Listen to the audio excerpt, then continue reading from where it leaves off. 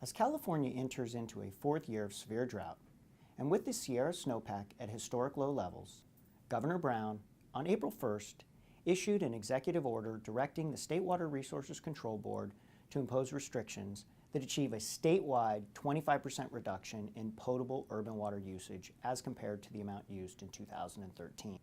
The governor's executive order directed the Water Board and other state agencies to impose additional restrictions on water use and to take action to conserve water. We will not know the specific requirements for implementing the governor's executive order until the Water Board adopts new emergency regulations. We're in historic drought times because the governor's executive order comes just 5 days after the Water Board's extended and expanded emergency regulations went into effect. I will summarize the emergency regulations that became effective on March 27, 2015, as we wait for the Water Board to adopt new regulations. The newly effective Drought Emergency Water Conservation Regulations include two main sections. Section 864 imposes specific prohibitions on the outdoor use of potable water on all Californians. All the prohibitions currently in place under the July 2014 emergency regulations have been extended. New this year, Section 864(1) prohibits the application of potable water to outdoor landscapes within 48 hours of measurable rainfall. 2, restricts eating and drinking establishments from serving drinking water other than upon request. And 3, requires operators of hotels and motels to notify guests that they can choose not to have towels and linens laundered daily.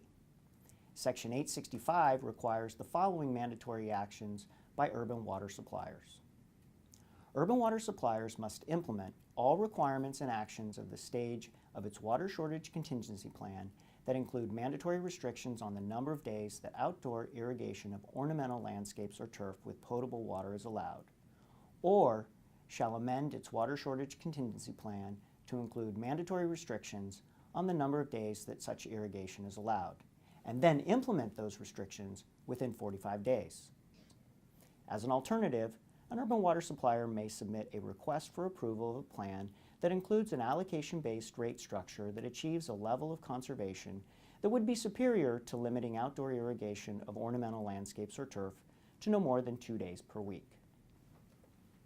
An urban water supplier that does not have a water shortage contingency plan that specifically restricts the number of days that outdoor irrigation with potable water is allowed must limit the outdoor irrigation of ornamental landscapes or turf with potable water to no more than 2 days per week.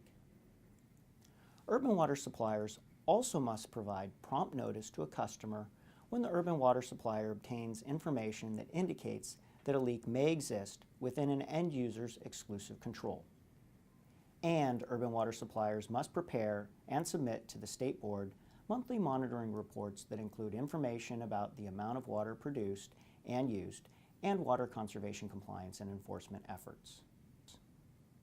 The most significant new obligations imposed on urban water suppliers are 1, the requirement to limit outdoor irrigation of ornamental landscapes or turf with potable water to no more than 2 days per week if its water shortage contingency plan does not impose mandatory restrictions on the number of days for such irrigation, or to amend its water shortage contingency plan to include a specific restriction on the number of days.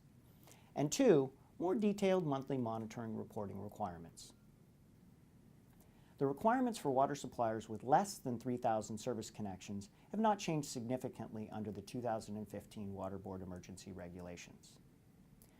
The Water Board emergency regulations that will be adopted to implement the governor's executive order are sure to be more restrictive than the regulations that went into effect last week.